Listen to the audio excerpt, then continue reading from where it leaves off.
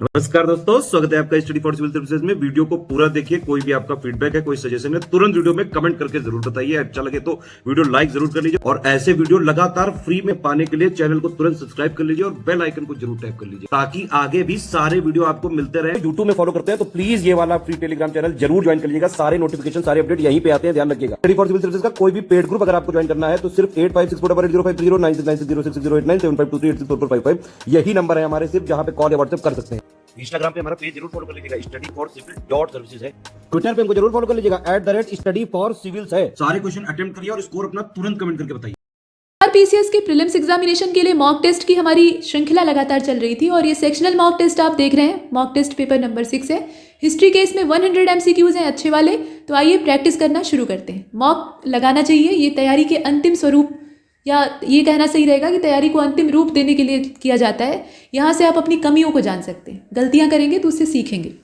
तो शुरू करते हैं। पहला क्वेश्चन आप देखें, एक अनुग्रही राजा सदा ईश्वर के संरक्षण की छत्र से सुरक्षित रहता है।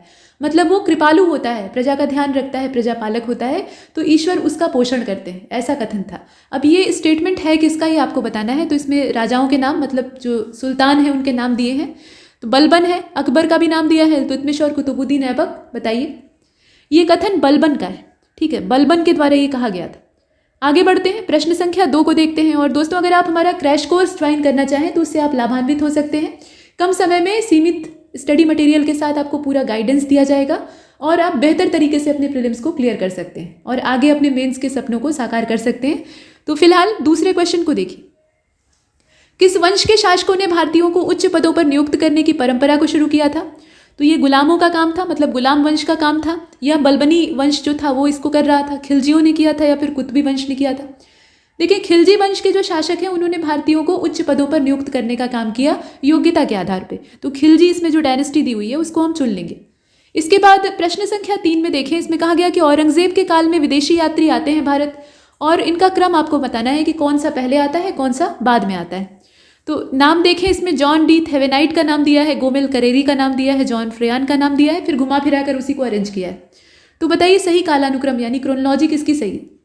इसमें बी वाला जो क्रम दिया है ना वो ठीक दिया है। मतलब पहले जॉन डी थेवेनराइट, उसके बाद जॉन फ्रेयार का नाम आता है, अंत में गोमेल करेरी। नेक्स्ट, और ये औरंगजेब के समय में आते हैं, ये भी ध्यान दीजिएगा। प्रश्न संख्या 4 को देखते हैं। कौन सा सही सुमेलित नहीं है जरा बताइए। मामलूक वंश का जो समय है वो 1206 से लेकर 1290 तक का है। खिलजियों का समय है 1290 से लेकर 1320। तुगलकों का समय है 1320 से लेकर 1414 और लोदियों का समय है 1415 से लेकर 1526। तो इसमें से कोई गलत है, मतलब कोई एक गलत है या एक से ज़्यादा भी हो सकता है, क्योंकि ई वाला विकल्प मौजूद है। तो बताइए कौन सा, इसका उत्तर क्या होना चाहिए? डी वाला होना चाहिए। लोधी डायनेस्टी का जो समय दिया है, समापन तो ठीक दिया है लेकिन 1451 से इनका शुरुआत होती है, यहाँ पर 1415 दे दिया है, कुछ ज़्यादा पीछे से ही स्टार्ट कर दिया है। ठीक, तो इसमें आप क्या चुनेंगे? 1451, 1526 ये गलत दिया है तो डी वाले ऑप्शन को चुन लिया। इसके बाद 5वें नंबर के क्वेश्चन को देखते हैं। कहा गया कि कौन सा एक बौद्ध साहित्यिक ग्रंथ नहीं है? मिलिंद पन्नो है, महावास्तु है, उदान है और इसके साथ साथ कलावंश है। तो कलावंश जो है ये बौद्धों से जुड़ा हुआ नहीं है, मतलब बौद्ध साहित्यिक ग्रंथ नहीं है। ठीक, तो डी वाले ऑप्शन को हमने चुन लिया। बाकी जितने हैं वो सब इनसे संबंधित हैं। प्रश्न संख्या 6 को देखिए। कौन सा सही सुमेलित नहीं है? केशव चंद्र सेन ने भारतीय ब्रह्म समाज की स्थापना की थी और विनोबा भावे के द्वारा मद्रास हिंदू एसोसिएशन को स्थापित किया गया था। राजा राममोहन राय ने आत्मीय सभा की स्थापना की थी और नारायण गुरु के द्वारा अरब्बीपुरम आंदोलन को चलाया गया था। तो इसमें आप बताएंगे कि कौन सा सही सुमेलित नहीं है। तो मद्रास हिंदू एसोसिएशन के संस्थापक या उसके संचालनकर्ता कौन थे? ये वीरेश लिंगम पंतलु थे। इनका नाम क्या है? वीरेश लिंगम पंतलु है और यहाँ पर दिया है विनोबा भावे, और इसीलिए जो बी वाला ऑप्शन है वो गलत है। प्रश्न संख्या 7 को देखते हैं। 7वें में कहा जा रहा है कि हिंदू महिला संपत्ति कानून किसके कार्यकाल में पास हुआ था? वो समय किसका था, ये आपको इसमें देखकर बताना है। तो करेक्ट आंसर इसका बी हो जाएगा। बी वाले ऑप्शन को चुन लिया। ये लिनलिथगो का समय था। ठीक है, लॉर्ड लिनलिथगो के समय में ये होता है 1937 की ये तारीख। इसके बाद अगले प्रश्न को देखते हैं। प्रश्न संख्या 8 में कहा गया कि कौन से अधिनियम के माध्यम से लड़कों के विवाह की न्यूनतम आयु 18 और लड़कियों की 14 तय की गई थी? ये कौन सा अधिनियम था? तो शारदा एक्ट था 1930 वाला, जिसमें कि ये प्रावधान किया जाता है। शारदा एक्ट को आप यहाँ देख रहे हैं। फिर से एक बार विवाह की आयु पर बहस छिड़ी हुई है कि 21 दोनों का होना चाहिए, और ठीक भी है। इसके बाद 9वें नंबर के क्वेश्चन को देखिए। निम्नलिखित में से कौन आज़ादी से पहले भारत आने वाले यूरोपीय देशों के यात्रियों में अंतिम थे? यात्री तो ये नहीं थे, ये शासक बनने की महत्वाकांक्षा लेकर आते हैं। तो बताएं इसमें से कौन सा होगा, सबसे बाद में कौन आता है? तो इसमें जो नाम दिए हैं उसमें करेक्ट आंसर क्या होगा? फ्रांसीसी ईस्ट इंडिया कंपनी सबसे बाद में गठित होती है और ये सबसे बाद में भारत में आते हैं और बाद तक रहते हैं। इसके बाद आगे बढ़ते हैं, प्रश्न संख्या 10 को देखते हैं। दीव और बेसिन ये पुर्तगालियों के अधीन आ गए थे, मतलब पुर्तगालियों ने इन पे कब्जा कर लिया था। तो किस शासक का शासनकाल था जब पुर्तगालियों का इन दोनों ही क्षेत्रों पर कब्जा हो जाता है? यहाँ आपको रूलर का नाम बताना है। बहादुर शाह जफर, फर्रुखशियर, मोहम्मद शाह रंगीला। ये मुगल कालीन जो सम्राट है ना, उनकी बात की जा रही है, उत्तर मुगल कालीन। तो करेक्ट आंसर इसका क्या होगा? 10वें को आप देख रहे हैं, ये बहादुर शाह का समय था। ये समय किसका है? बहादुर शाह का है, बहादुर शाह जफर का नहीं, बहादुर शाह का। इसके बाद 11वें नंबर के प्रश्न को देखिएगा। मौर्य वंश के बारे में कुछ स्टेटमेंट दिए हुए हैं, कुल मिलाकर 4। जो कथन गलत है उसकी तलाश आपको करनी है। तो इनका जो शासनकाल है वो 322 से लेकर 184 ईसा पूर्व तक पूरा मौर्य वंश का रहता है। अंतिम शासक इसका बृहद्रथ था और इनकी राजधानी कौशाम्बी थी, जबकि इनके संस्थापक जो हैं वो चंद्रगुप्त मौर्य थे। तो बाकी सब तो ठीक दिया है, लेकिन आप जानते हैं कि इनकी राजधानी क्या थी? पाटलिपुत्र थी। तो हम सी वाले ऑप्शन को इसमें से बाहर कर लेते हैं, जो कि हमें गलत चाहिए था। इसके बाद 12वें नंबर के क्वेश्चन को देखते हैं। मुद्रा राक्षस में देवता की पदवी किसको दी गई है? मुद्रा राक्षस, ये जो विशाखादत्त की रचना है, इसमें देवता किसको कहा गया है? चंद्रगुप्त मौर्य को कि धनानंद को? बताइए। तो इसमें अगर आप देखें तो चंद्रगुप्त मौर्य को देवता की पदवी प्रदान की गई है और काफ़ी व्यवहारिक तरीके से इस ग्रंथ को लिखा गया है, जिसमें कि चंद्रगुप्त मौर्य के दरबार में कितनी दुरभिसंधियाँ यानी षड्यंत्र होते थे, उनका पूरा ब्यौरा दिया गया है। तो कुल मिलाकर इसमें चंद्रगुप्त मौर्य यानी ए वाले ऑप्शन को हम चुनते हैं। प्रश्न संख्या 13 को देखिए। सुदर्शन झील का निर्माण किसके द्वारा करवाया गया था? ये पुष्यगुप्त वैश्य के द्वारा करवाया गया था कि चंद्रगुप्त मौर्य ने करवाया था? बताइए। तो 13वां प्रश्न आपसे पूछ रहा है और करेक्ट आंसर इसका सी हो जाएगा। देखिए, निर्माण का काम पुष्यगुप्त वैश्य करवाते हैं। ये सौराष्ट्र प्रांत का जो गिरनार यानी जूनागढ़ वाला इलाका है वहाँ पे स्थित है और चंद्रगुप्त के ये सौराष्ट्र प्रांत के गवर्नर रहते हैं। मतलब सौजन्य तो चंद्रगुप्त मौर्य का ही रहता है, लेकिन यहाँ पे एकदम से प्रॉपर निर्माणकर्ता का नाम पूछा जा रहा है, तो पुष्यगुप्त वैश्य। अगर ये विकल्प में नहीं होता ना, चंद्रगुप्त सिर्फ दिया होता तो हम उसको चुन लेते। इसके बाद 14वें नंबर के प्रश्न को देखिए। मौर्य वंश के शासक थे, यहाँ आप देख रहे हैं, मौर्य वंश के शासक स्कंदगुप्त के समय में सौराष्ट्र का गवर्नर कौन था? अब स्कंदगुप्त देखकर आप कंफ्यूज मत होइएगा कि आप गुप्त डायनेस्टी में चले जाएं। इसमें आप बताएं। तो देखिए, इसमें करेक्ट आंसर होगा पर्णदत्त। जो डी वाला ऑप्शन है उसको हम चुनते हैं, पर्णदत्त इसका सही विकल्प है। बाकी चंद्रगुप्त के समय में आप जानते ही हैं पुष्यगुप्त वैश्य, और अशोक के समय में यवन तुशास्य। इसके बाद रुद्रदामन के समय में सुविशाख पहलव का शासन था। ये गवर्नरों के नाम है जो कि सौराष्ट्र में बनते हैं। इसके बाद 15वें नंबर के प्रश्न को देखते हैं और ये पूछा जा रहा है कि अशोक को मस्की अभिलेख में किस तरह संबोधित किया गया है? तो अशोक वर्धन कहा गया है, बुद्ध शाक्य कहा गया है, मगधाधिराज कहा गया है या महाराज कुमार कहा गया है? तो अलग अलग स्रोतों से अशोक की भिन्न भिन्न उपाधियां हमें प्राप्त होती हैं। फिलहाल इसका बी वाला ऑप्शन सही है, बुद्ध शाक्य के नाम से संबोधित किया गया है। बाकी अशोक वर्धन विष्णु पुराण में कहा गया है और मस्की अभिलेख में आपने देख लिया। मगधाधिराज कहा गया है भब्रू में। तो इसमें से हम बुद्ध शाक्य को चुन लेते हैं और आगे बढ़ते हैं। 16वें नंबर के प्रश्न में पूछा गया कि जमात खाना का मुगल काल में निम्नलिखित में से किससे संबंध है? जमात खाना जो है इसका किससे संबंध है? जमात खाना असल में तो ये हिंदुओं पर लगाया जाने वाला टैक्स है, बंजर भूमि है, सूफियों की गोष्ठी है या फिर सरकारी कानून है? ये असल में था क्या? इस शब्द का मतलब क्या है आपसे ये पूछा जा रहा है। तो ये सूफियों की गोष्ठी होती थी, जमात इकट्ठी होती थी और उनका आपस में चर्चा का जो क्रम है वो चलता था। तो कॉन्फ्रेंस ऑफ सूफी, सी वाले ऑप्शन को चुन लिया। इसके बाद 17वें नंबर के प्रश्न को आप देख रहे हैं। मुगलों के विरुद्ध सिखों का विद्रोह प्रत्यक्ष रूप से 1675 में किसको मृत्युदंड देने के खिलाफ शुरू होता है? वैसे तो मुगलों की नीतियों से सिख पहले से ही असंतुष्ट थे, लेकिन बाद में जब इनके धर्म गुरुओं को एक एक करके मारा जाने लगता है, इन्हें सताया जाने लगता है, तो इनके जो आक्रोश की ज्वाला है वो भड़क जाती है। तो ये कौन सा समय था, मतलब कौन से गुरु का समय था, आप बताएंगे। देखिए, इसमें करेक्ट आंसर होगा इसका सी वाला, गुरु तेग बहादुर। 1675 में औरंगजेब के द्वारा गुरु तेग बहादुर को मृत्युदंड दे दिया जाता है और उसके बाद उग्र उपद्रव इनका शुरू होता है। इसके बाद 18वें नंबर के क्वेश्चन को आप देख रहे हैं। औरंगजेब के पुत्रों में से निम्नलिखित में से किसको शामिल नहीं कर सकते हैं? मतलब कौन इसके उत्तराधिकारियों में शामिल नहीं है?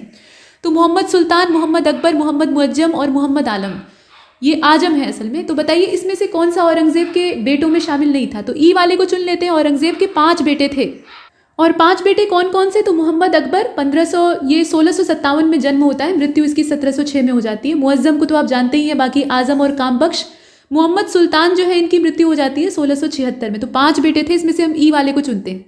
आगे बढ़ते हैं, प्रश्न संख्या 19 में देखें, गलत विकल्प का आपको चयन करना है। धर्मत का युद्ध होता है 15 अप्रैल 1658 में, और बहादुरपुर का युद्ध होता है 14 फरवरी 1658। सामूगढ़ वाला होता है 29 मई 1658, और खजुआ वाला होता है 5 जनवरी 1658।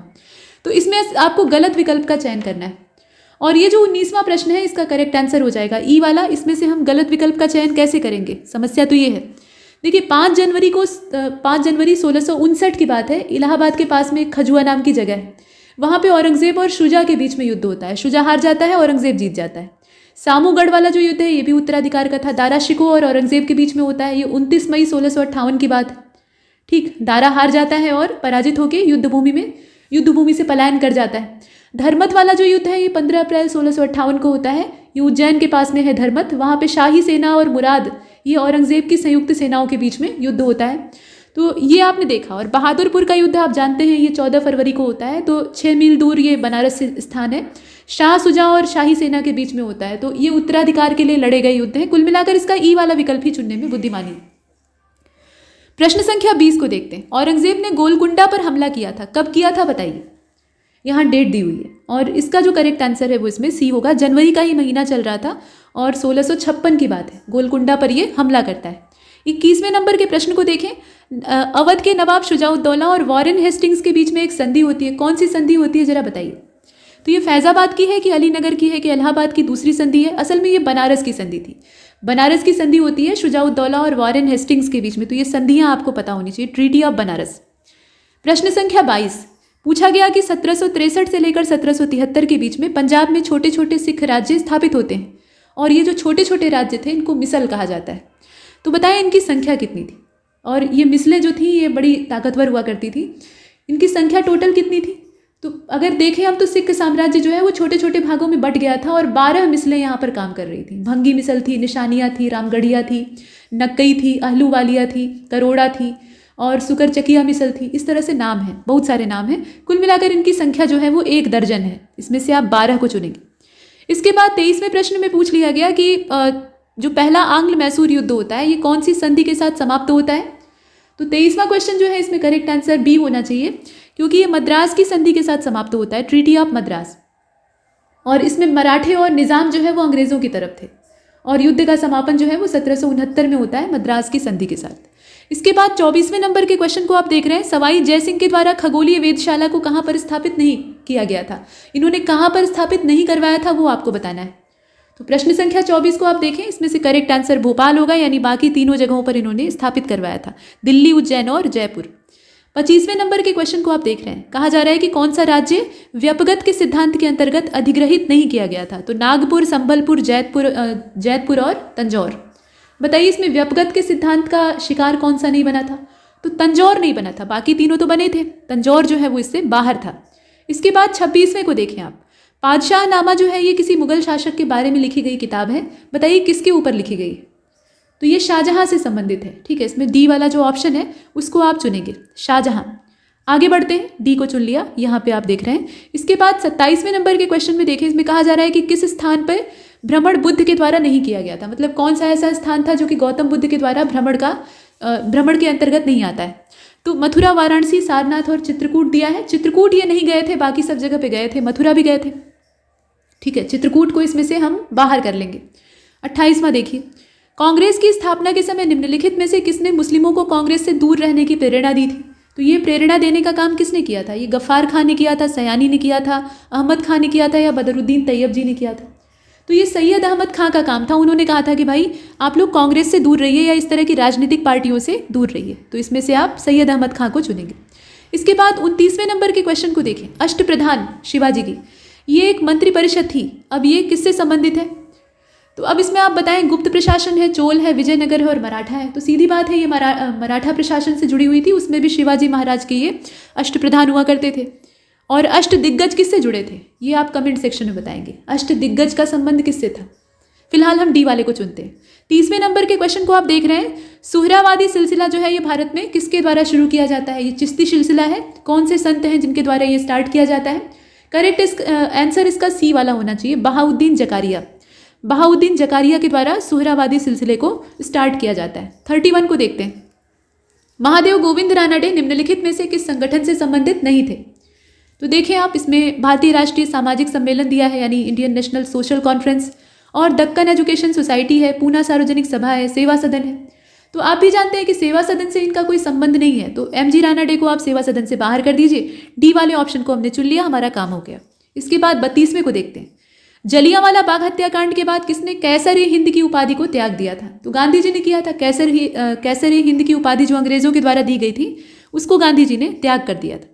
इसके बाद 33वें नंबर के प्रश्न में पूछ लिया गया कि कांग्रेस के अधिवेशन और उसके अध्यक्षों की जो जोड़ी दी हुई है उसमें से कुछ गलत है। कौन सा गलत है वो आपको चुनना है। तो बेलगाम अधिवेशन होता है 1924 में और एकमात्र यही अधिवेशन था जिसमें कि गांधी जी अध्यक्ष बनते हैं। कानपुर अधिवेशन सरोजनी नायडू की अध्यक्षता में 1925 में।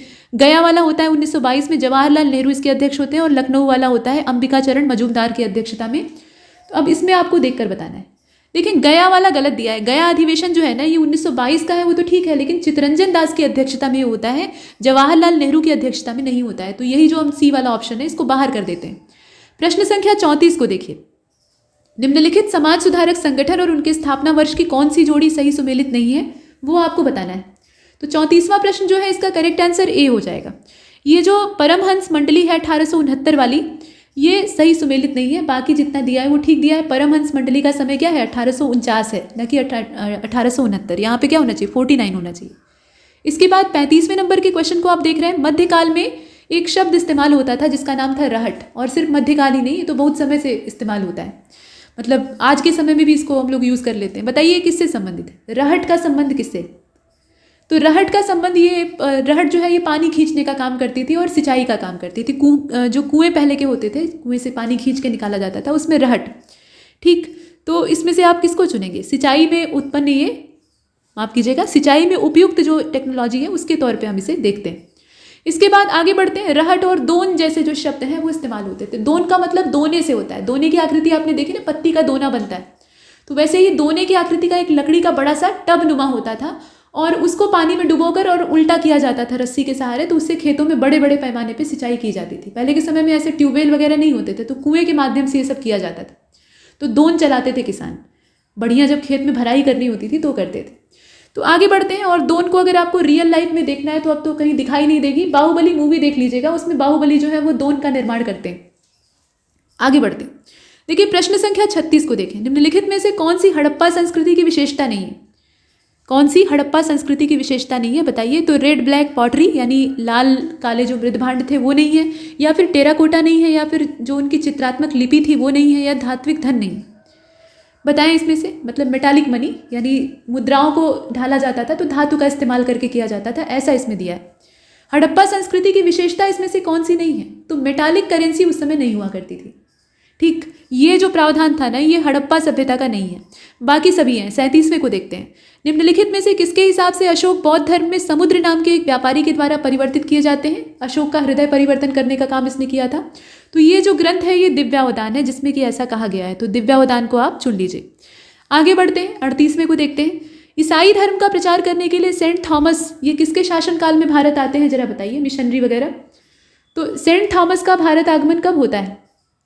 ये गोंडोफर्न के समय में होता है। गोंडोफर्न के समय में ये भारत आता है। तो इसमें से हम करेक्ट आंसर किसको चुनेंगे? ये गोंडोफर्न। आगे बढ़ते हैं। प्रश्न संख्या 39 को देखिए।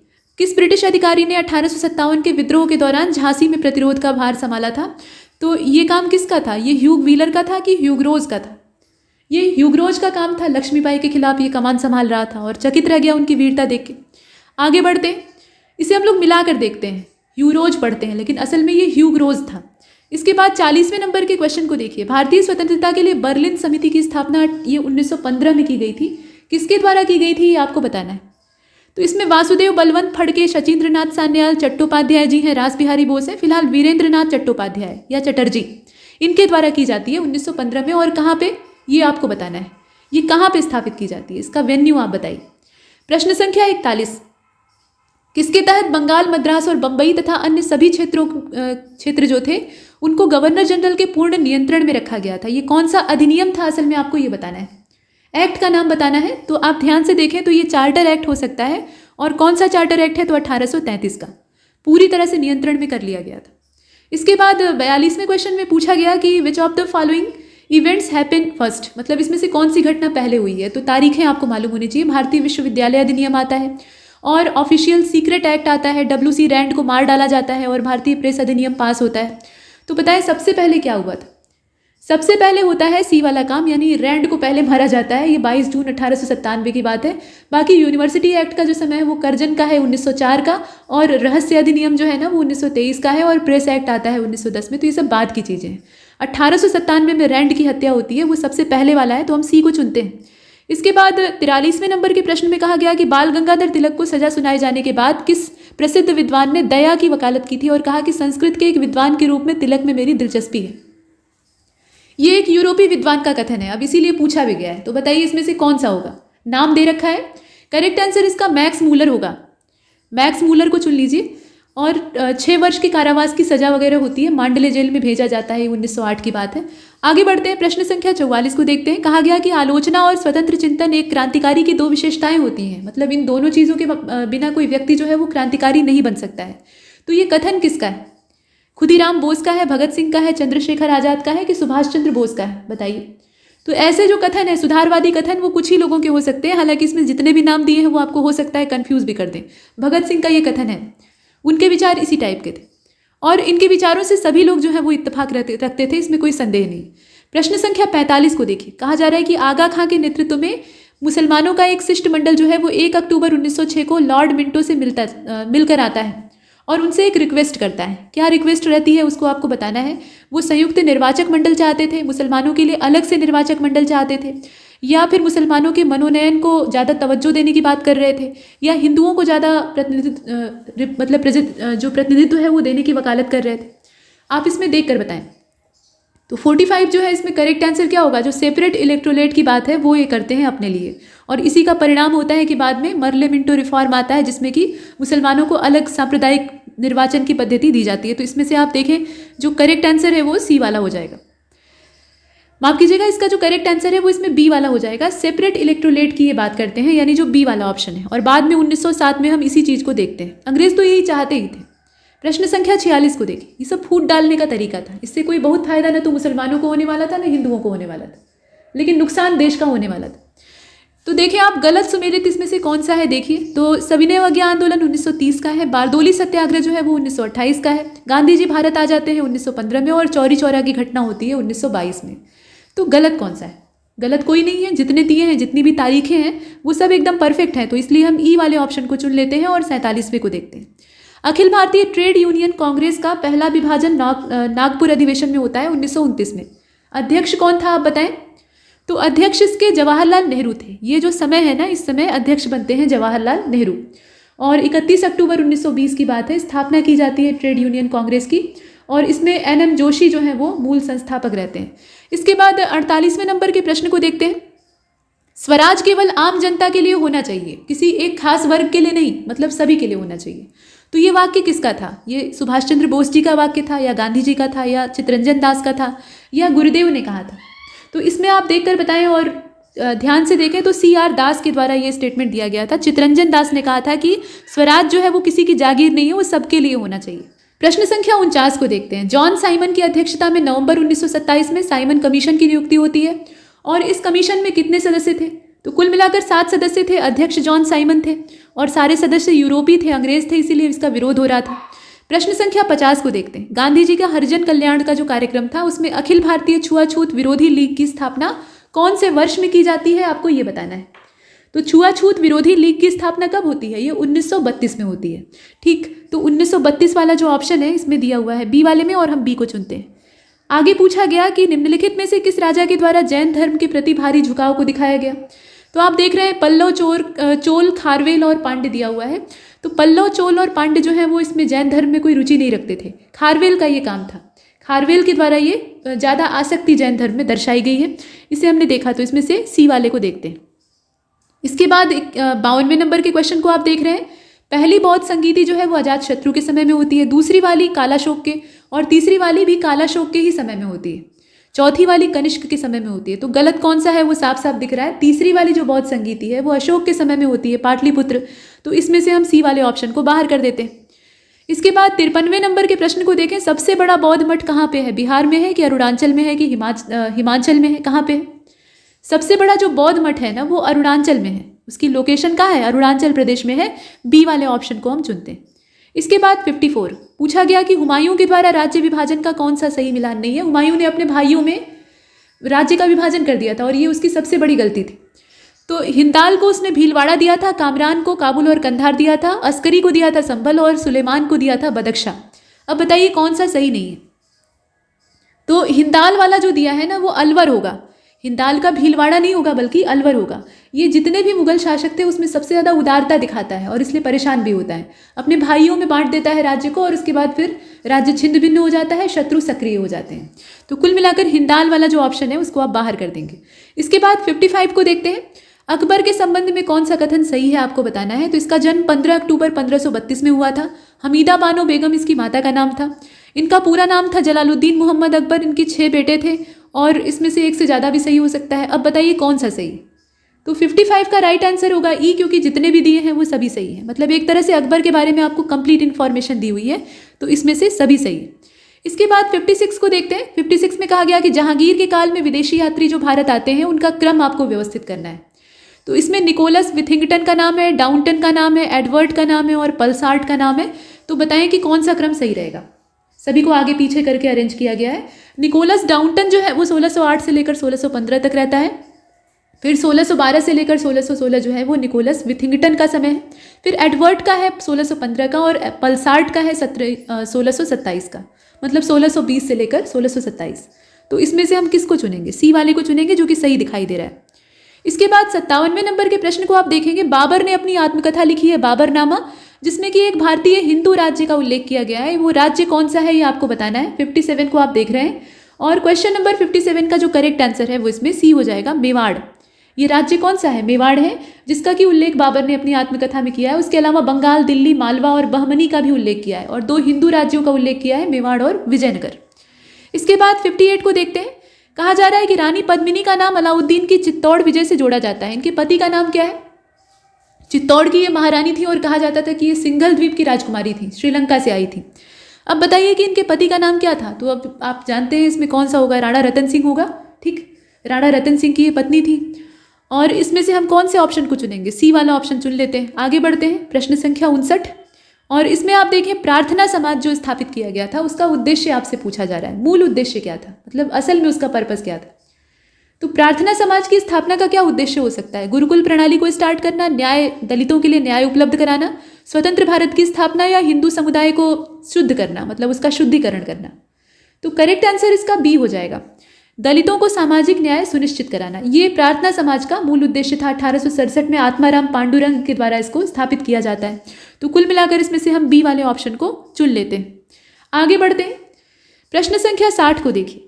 Which of the following pair is correctly match? कौन सा सही तरीके से इसमें मैच है? तो दूसरा आंग्ल सिख युद्ध होता है 1848-49 में। पहला आंग्ल बर्मा युद्ध होता है 1824 में, मतलब 24 से लेकर 26 तक। तीसरा वाला आंग्ल मैसूर युद्ध होता है 90 से लेकर 92, 1700 वाला। और मराठा युद्ध का भी दिया है, आंग्ल मराठा युद्ध का। तो इसमें आप बताएं सही कौन सा है? सही इसमें देखें तो सभी है, जितने दिए हैं ना सब सही हैं। तो आप ए को भी, बी को भी, सी को भी, डी को भी लगाएं। उससे अच्छा है कि आप ई को चुन लीजिए, यानी ऑल ऑफ एबव। इसके बाद 61वें नंबर के क्वेश्चन को देखिए। सर्वोदय शब्द का इस्तेमाल गांधी जी ने किया था सबसे पहले, और सर्वोदय समाज की स्थापना किसने की थी वो बताइए। कभी कभी शब्द पूछ लेगा तो आपको गांधी जी चुनना होगा, इसलिए वो बता दिया है। तो विनोबा भावे के द्वारा ये सर्वोदय समाज स्थापित किया जाता है, जो कि गांधीवादी विचारधारा से ही प्रेरित होता है। तो हम इसमें से किसको चुनेंगे? विनोबा भावे को चुनेंगे। अगर ये पूछा जाता है कि सर्वोदय शब्द का प्रयोग किसने किया, तब आप गांधी जी को चुनते। फिलहाल ए वाला। इसके बाद 62वें नंबर के प्रश्न को देखें। 7 सितंबर 1931 से लेकर 1 दिसंबर 1931 तक द्वितीय गोलमेज सम्मेलन आयोजित होता है। कांग्रेस के एकमात्र प्रतिनिधि के रूप में कौन हिस्सा लेता है?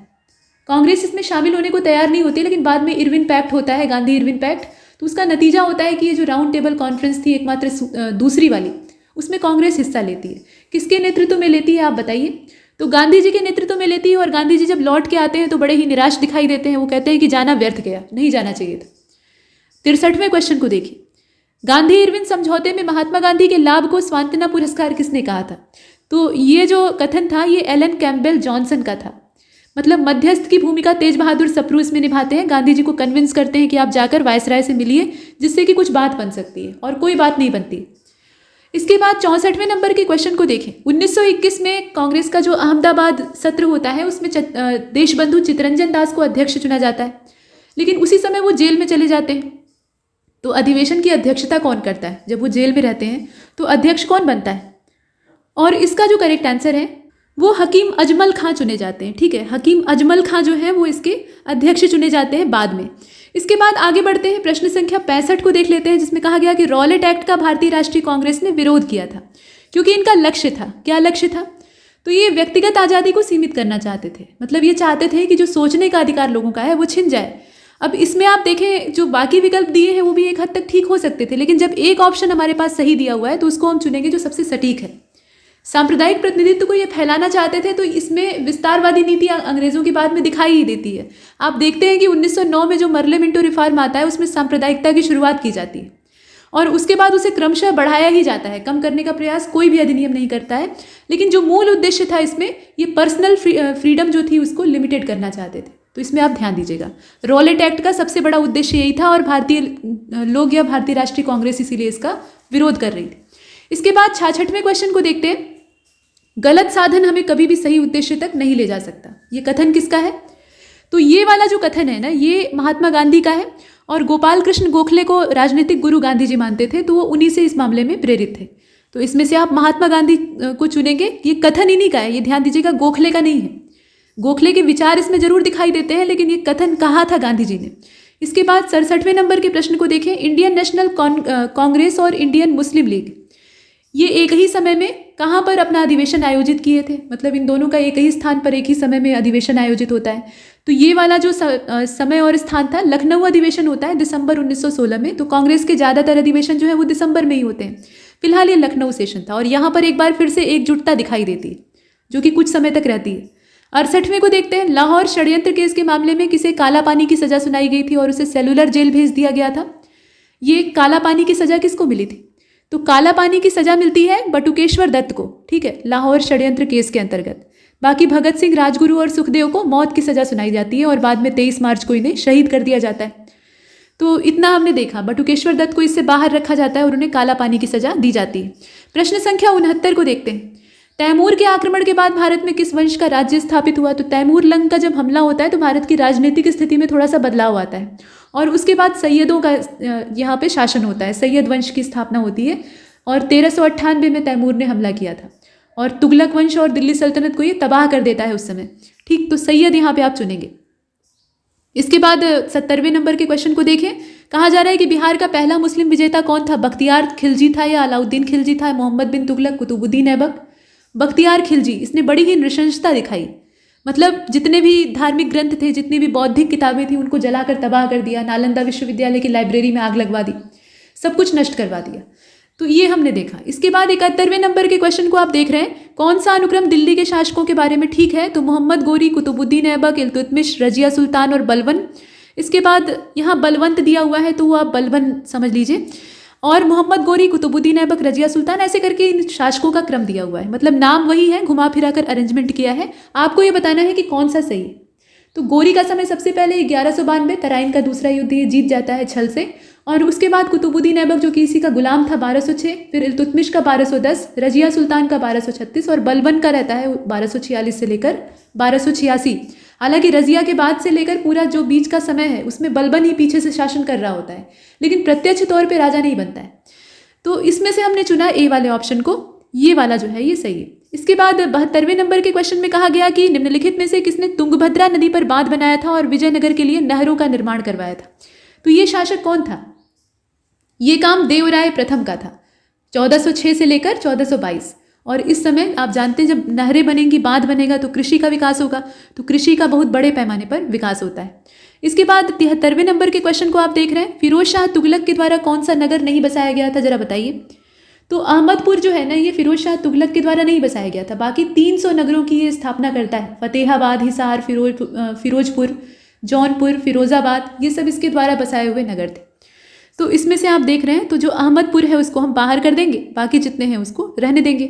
उसके बाद 74वें प्रश्न में कहा जा रहा है कि प्राचीन भारत के संदर्भ में आश्रमों की प्रणाली निम्नलिखित में से कौन सी नहीं है।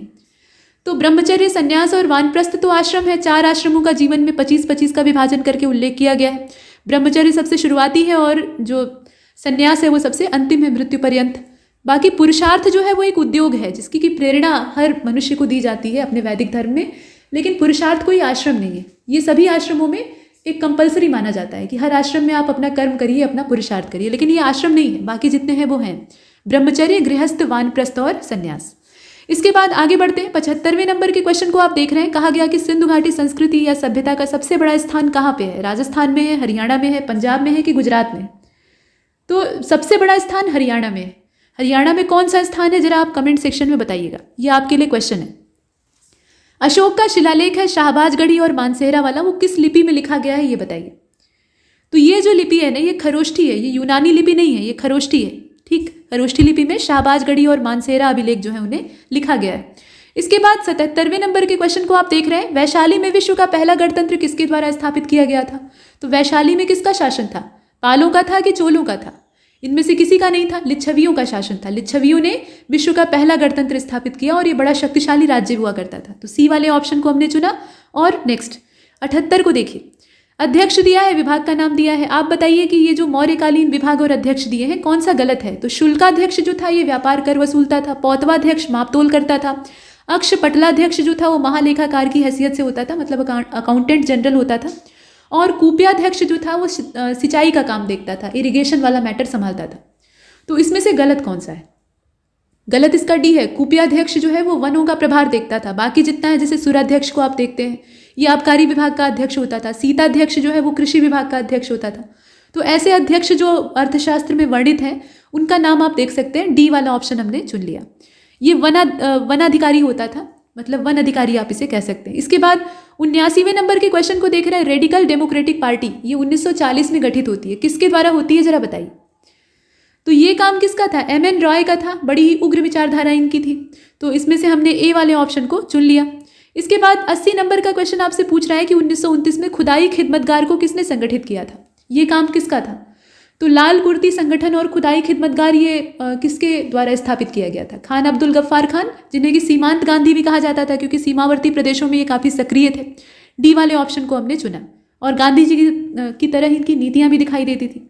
प्रश्न संख्या 81 में कहा गया कि नवंबर 1930 में पहला गोलमेज सम्मेलन लंदन में होता है। कितने भारतीय प्रतिनिधि उसमें हिस्सा लेते हैं? तो ये जो गोलमेज सम्मेलन होता है इसमें 89 प्रतिनिधि भारत की ओर से हिस्सा लेते हैं, लेकिन कांग्रेस इसमें शामिल नहीं होती है। ठीक है, आगे बढ़ते हैं। 82वें नंबर के क्वेश्चन को देखते हैं। बिहार सोशलिस्ट पार्टी का गठन इसमें से किसने नहीं किया था, मतलब उससे कौन व्यक्ति जुड़ा हुआ नहीं है? तो रामवृक्ष बेनीपुरी, रामानंद मिश्रा, राजेंद्र प्रसाद और गंगा शरण सिंह। इसमें से किसका नाम हम बाहर कर दें? तो हम बाहर करेंगे बाबू राजेंद्र प्रसाद को। ये इससे संबंधित नहीं थे, सोशलिस्ट पार्टी से इनका कोई कनेक्शन नहीं था, ये शुद्ध गांधीवादी थे। 83वें नंबर के प्रश्न को देखें। कांग्रेस के किस अधिवेशन में सुभाष चंद्र बोस निर्विरोध अध्यक्ष निर्वाचित हुए थे? आपको बताना है। तो ये हरिपुरा अधिवेशन था, त्रिपुरी था, बनारस था। देखिए, निर्विरोध अध्यक्ष निर्वाचित हुए थे हरिपुरा वाले में। ये गुजरात में अधिवेशन होता है 1938 में। काफ़ी चरम पर इनकी लोकप्रियता रहती है। लोकप्रियता उससे भी ज़्यादा शिखर पर त्रिपुरी में पहुंच जाती है जब इनके सामने एक प्रतिद्वंदी आ जाता है और प्रतिद्वंदी के पीछे गांधी जी रहते हैं, लेकिन परिणाम फिर नेताजी के पक्ष में आता है। उसके बाद विघटन शुरू होता है, तो 1939 के बाद। आगे बढ़ते हैं। प्रश्न संख्या 84 को देखिए। भारत में पौराणिक संघर्ष कौन सा था जो कि अगस्त क्रांति के नाम से विख्यात होता है? अब ये पौराणिक संघर्ष का मतलब महान संघर्ष से है। तो बताइए अगस्त क्रांति किसको कहा जाता है? ये पुराणों के काल का है ऐसा नहीं है, ये तो मॉडर्न एज का है, मतलब मॉडर्न इंडियन हिस्ट्री में आप इसको पढ़ते हैं। भारत छोड़ो आंदोलन था जो कि अगस्त में ही शुरू होता है, इसको अगस्त क्रांति कहा जाता है। ग्वालियर टैंक से गांधी जी की घोषणा होती है कि भाई करो या मरो, अब यही रास्ता है, या तो हम लड़ेंगे और आज़ादी प्राप्त करेंगे, नहीं तो लड़कर शहीद हो जाएंगे। तो इसमें से करेक्ट आंसर क्या होगा? अगस्त क्रांति, क्विट इंडिया मूवमेंट। और ये पूरे भारत में फैल जाता है। 85वें नंबर के क्वेश्चन को आप देख रहे हैं। निम्नलिखित में से किसने स्वदेशी आंदोलन का नेतृत्व मुंबई और पूना में किया था? बताइए। तो 85 का राइट आंसर हो जाएगा बी वाला। बी वाले ऑप्शन को आप चुन लीजिए। बाल गंगाधर तिलक का इसमें नाम आता है। 16 अक्टूबर 1905 की बात है। बंगाल विभाजन जैसे ही लागू होता है उसके बाद स्वदेशी आंदोलन लॉन्च हो जाता है, अपने आप शुरू हो जाता है। और अलग अलग लोगों के द्वारा इसका प्रभार संभाला जाता है। जैसे मुंबई और पूना में बाल गंगाधर तिलक थे, पंजाब में अजीत सिंह और लाला लाजपत राय थे, दिल्ली में अगर आप देखें तो हैदर रजा थे, और चिदम्बरम पिल्लई के द्वारा मद्रास में यही काम किया जा रहा था। तो ये चल रहा था पूरा। इसके बाद 46वें को देखते हैं। नेहरू रिपोर्ट की सिफारिशों में कौन सा शामिल नहीं है? तो आप बताएं। भाषाई आधार पर प्रांतों का गठन, केंद्र और राज्यों में उत्तरदायी सरकार का गठन, मौलिक अधिकारों की मांग और भारत के लिए पूर्ण स्वराज्य। बताइए इसमें से कौन सा नहीं है? जो नहीं है वो आपको बाहर करना है। तो भारत के लिए पूर्ण स्वराज इसमें नहीं था। ठीक, भारत के लिए पूर्ण स्वराज वाला जो टारगेट है वो इसमें नहीं जिक्र किया गया था, वो बाद में आता है। इसके बाद 87वें नंबर के प्रश्न को आप देख रहे हैं। कौन सा संप्रदाय महावीर और महात्मा बुद्ध के समकालीन था? तो बताएं। पूरन कश्यप। ये कौन सा व्यक्ति कहना ज़्यादा उचित रहेगा? यहाँ संप्रदाय से ज़्यादा बेहतर यही रहेगा, क्योंकि संप्रदाय के जो अध्यक्ष हैं उनका नाम दिया है। तो पूरन कश्यप, मखलीपुत्र घोषाल, अजित केस कंबलिन और पकुत कच्चायन, ये सब नाम दिए हुए हैं। बताएं इसमें से कौन सा होगा जो कि दोनों जने के समकालीन। तो 87 का करेक्ट आंसर ई होगा। ये सारे ही जो है ये गौतम बुद्ध और महावीर के समकालीन थे। ठीक, तो उपरोक्त में से सभी। 88वें क्वेश्चन को देखिए। कौन सा बिहार से संबंधित नवपाषाण काल का प्रमुख स्थल है? तो नालंदा का जो जेठियान घाटी है वो है, भागलपुर के राजपोखर है, पश्चिमी चंपारण का वाल्मीकि नगर है और गया का सोनपुर है। इसमें आपको देखकर बताना है, और इसका जो करेक्ट आंसर है वो इसमें आप देख लीजिए पहले। प्रश्न संख्या 89। नवपाषाणकालीन अगर महत्वपूर्ण स्थलों की हम बात करते हैं तो उसमें हम नाम लेते हैं किसका? गया का जो सोनपुर है उसका। ठीक, तो डी वाले ऑप्शन को चुन लेते हैं। ये सोनपुर ऑफ गया, ये महत्वपूर्ण स्थल नवपाषाण काल का है। इसके बाद आगे बढ़ते हैं। 89 नंबर का जो प्रश्न है उसको देखते हैं। वैष्णव धर्म में चतुर्व्यूह का सिद्धांत कौन से देवता को शामिल नहीं करता है? तो उसमें 4 भगवान हैं, बाकी कोई 5वां नहीं है, तो आप देखकर बताएं। संकर्षण, प्रद्युम्न और अनिरुद्ध, ये भगवान कृष्ण की वंशावली से जुड़े हैं, लेकिन सांब को इसमें शामिल नहीं किया जाता है, तो सांब को आप बाहर कर देंगे। ठीक है। संकर्षण जो है ये बलराम जी को कहा जाता था, प्रद्युम्न जो है वो भगवान कृष्ण के पुत्र थे और अनिरुद्ध उनके पौत्र थे, मतलब प्रद्युम्न के पुत्र थे। तो इसे आप देख रहे हैं। कुल मिलाकर सांब इससे बाहर है। इसके बाद 90 नंबर का क्वेश्चन आप देखें। इसमें दर्शन दिया है, भारतीय दर्शन, यौगिक दर्शन। तो योग दर्शन के प्रतिपादक पतंजलि थे, न्याय दर्शन के गौतम थे, मीमांसा के थे जैमिनी और सांख्य के थे कपिल मुनि। तो आप बताएंगे कि इसमें से सही सुमेलित कौन सा है? तो जितने दिए हैं वो सभी यहाँ पर सही सुमेलित हैं, इसमें कुछ भी गलत नहीं है। सभी जितना दिया है वो परफेक्ट है, तो हम ई वाले को चुन लेते हैं। इसके बाद 91 को देखते हैं। बौद्ध धर्म से जुड़े जो निम्न स्थान है, यानी नीचे दिए हुए स्थान है, कौन सा सही क्रम में अरेंज किया हुआ है? तो इसमें आप देखें बोध गया, कुशीनारा और वैशाली दिया है। इसके बाद सारनाथ भी है, कई सारे नाम दे रखे हैं, लुम्बिनी भी दिया हुआ है। आपको अरेंज करना है इसमें क्रम। तो अगर क्रमबद्ध हम देखें तो लुम्बिनी पहले, उसके बाद बोध गया, फिर सारनाथ, फिर कुशीनगर। गौतम बुद्ध की शुरुआत से लेकर अंत तक का इसमें आपको क्रम व्यवस्थित करना है। मतलब ज्ञान कहाँ प्राप्त होता है, कहाँ पर वो उपदेश देते हैं पहला, कहाँ पर उन्हें निर्वाण की प्राप्ति होती है, उस आधार पर अगर आप देखेंगे ना तो इसका जो डी वाला ऑप्शन है वो परफेक्ट है। इसके बाद 92 को देखते हैं। जब उसने राजत्व को प्राप्त किया तो वह शरीयत के नियमों और आदर्शों से पूरी तरह से आज़ाद हो गया।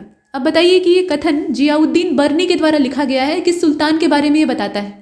बर्नी बहुत कट्टर इस्लामिक लेखक था, तो वो इस सुल्तान की तारीफ नहीं कर रहा था, इसकी बुराई कर रहा था। अब बताइए कि ये कौन सा सुल्तान था?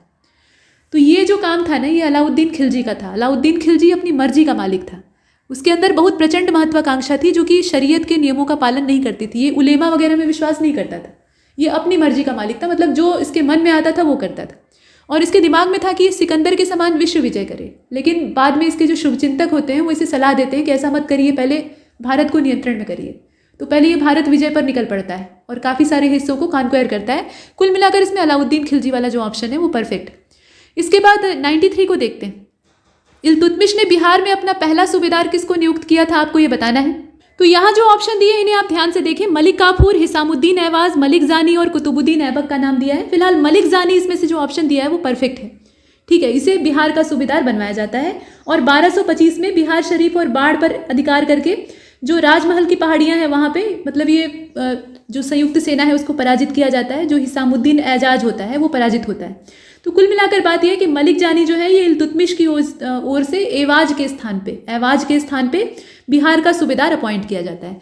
तो इसके बाद 94वें नंबर के क्वेश्चन को आप देखेंगे। मुगल काल में कर निर्धारण की पद्धतियों में सबसे पुरानी और सामान्य प्रणाली क्या थी, ये आपको बताना है। और क्वेश्चन नंबर 94 का जो राइट आंसर है वो डी वाला हो जाएगा। बटाई, गल्ला बख्शी और माओली जो आप देख रहे हैं ये वाला ऑप्शन सही है। बाकी जितने हैं ना वो ठीक नहीं है। इसमें आप पुरानी और सामान्य प्रणालियों को देख रहे हैं। तो बटाई, गल्ला बख्शी और माओली जो है मतलब इन्हें मोआली भी कहा जाता था। तो ये मुगल काल में जो जितनी भी प्रणालियाँ बाद में आई हैं उनमें सबसे पुरानी देखी जाती हैं। इसके बाद आगे बढ़ते हैं। और हाँ, दहशाला पद्धति जो आप पढ़ते हैं वो असल में जब्ती भी कही जाती थी। ये अकबर के शासनकाल का जो 24वां वर्ष होता है उसमें लागू की जाती है, 10 साल का जब स्थायी बंदोबस्त होता है उसमें। इसके बाद 95 को आप देखें, इसमें कहा जा रहा है कि मध्यकालीन भारत के धार्मिक सुधारक निम्नलिखित में से कौन से हैं। तो गुरु नानक, मीराबाई, रसखान और कबीर का नाम दे रखा है। और इसमें से आप अगर देखें तो सभी जितने भी हैं ये धार्मिक सुधार का ही काम करते हैं। तो आप किसी को भी बाहर नहीं कर सकते, सबके अपने अपने विचार होते हैं, लेकिन मूल उद्देश्य एक ही होता है। 96 को आप देखिए, मध्यकाल में ये सब आते हैं। 96 में कहा जा रहा है कि जैन मूर्ति पूजा का जो प्राचीनतम प्रामाणिक अभिलेख है वो कहाँ से मिलता है। हाथी गुम्फा से मिलता है, जेवरा से मिलता है, प्रयाग प्रशस्ति से मिलता है, या इलाहाबाद लेख से मिलता है। इसमें आपको देखना है। तो ये हाथी गुम्फा अभिलेख है, जिससे कि खारवेल का जो हाथी गुम्फा अभिलेख था वहाँ से हमें मालूम होता है कि जैन मूर्ति पूजा वहाँ पर प्रचलित थी। हमने ए वाले ऑप्शन को चुना है। इसके बाद 97 को देखते हैं। निम्नलिखित जो नगर है उसमें हड़प्पा सभ्यता से संबंधित कौन सा ऐसा नगर है जिसमें कि तीनों कालों के साक्ष्य मिले। तो ये सुरकोटदा है, धौलावीरा है, राखीगढ़ी है और मांडा है। कौन सा होगा? और क्वेश्चन नंबर 97 जो है इसका करेक्ट आंसर ई हो जाएगा। ये सभी स्थान हैं जहाँ से हमें ये सारे साक्ष्य प्राप्त होते हैं। तो हम ई को चुन लेते हैं और आगे बढ़ते हैं। यहाँ ये बताना है कि तीनों काल जो हड़प्पा सभ्यता के हैं, यानी शुरुआती, बीच का और अंतिम। इसके बाद 98 को देखते हैं। अवतारवाद का जो संपुष्टिकरण है, यानी अवतारवाद को सिद्ध सही साबित करना और भगवान विष्णु के अवतारों की पूजा, ये भागवत धर्म के लक्षण थे, लेकिन कब थे, कौन से समय में थे, आपको ये बताना है। तो आरंभिक वैदिक युग में थे, बाद वाले वैदिक युग में थे, या गुप्तों के समय में थे, या मौर्यों के समय में थे। तो अगर आप ध्यान से देखें तो ये गुप्त काल में सारी चीज़ें दिखाई देती हैं। गुप्त वंश में ही पुराणों का निर्माण और तमाम पौराणिक जो इतिहास है वो शुरू होता है। कुल मिलाकर सी वाला ऑप्शन सही है। इसके बाद आगे बढ़ते हैं। यहाँ आप देख रहे हैं 99 नंबर का क्वेश्चन। किस मूर्ति कला में सदैव हरित स्तरित चट्टान यानी जो सिल्ट होती है उसका इस्तेमाल किया जाता है? ये कौन सी मूर्ति कला है? गांधार मूर्ति कला है, मौर्य है, भरहुत है, या मथुरा की शैली है? तो गांधार कला शैली में अक्सर ये जो सिल्ट होती हैं, माफ कीजिएगा, सिल्ट होती है, उनका इस्तेमाल किया जाता है और काफ़ी वैभवशाली, भारी भरकम कलात्मक मुद्राएं बनाई जाती हैं। अंतिम प्रश्न इस टेस्ट का देखने वाले हैं और इसमें कहा गया कि ब्रिटिश भारत के दौरान शुरू किया गया सबसे पुराना जो भारतीय स्वामित्व वाला दैनिक अखबार था वो कौन सा था? तो आप देख रहे हैं द हिंदू दिया है, इसके अलावा अमृत बाजार पत्रिका है, स्वदेश मित्र है और यंग इंडिया है। इसमें से कौन सा होगा? तो करेक्ट आंसर इसका बी हो जाएगा। ठीक है, अमृत बाजार पत्रिका ये जो है ये पुराना भारतीय स्वामित्व वाला अंग्रेजी दैनिक अखबार था। ठीक, और जब वर्नाकुलर प्रेस एक्ट आता है तो उसके बाद ये अपनी लैंग्वेज रातों रात चेंज कर लेता है। तो इसे हमने देखा। आगे बढ़ते हैं। राष्ट्रवादी अखबार के तौर पे इसे जाना जाता है। 1986 से इसका प्रकाशन बंद कर दिया जाता है। और जांच पत्रकारिता करने वाला या जांच पत्रकारिता में जाना जाने वाला भी ये पहले भारतीय स्वामित्व वाला अंग्रेजी दैनिक अखबार था। मतलब इसमें जो खबरें होती थी वो काफ़ी जांची परखी होती थी। तो अंग्रेज़ों की पोल खोलने का कुल मिलाकर काम किया करता था। और इस मॉक में इतना ही। तो 100 MCQs हमने कंप्लीट किए हैं। ऐसे ही लगातार अभ्यास करते रहिए, क्योंकि परीक्षा से ठीक पहले पढ़ना उतना महत्वपूर्ण नहीं होता है जितना कि अभ्यास करके अपनी कमियों को जानना, कहाँ पर आप गलती कर रहे हैं, कौन सा सेगमेंट आपसे ज़्यादा गलत हो रहा है, ये पहचानने के लिए आपको मॉक लगाने पड़ेंगे। तो इसमें इतना ही। तब तक के लिए नमस्कार।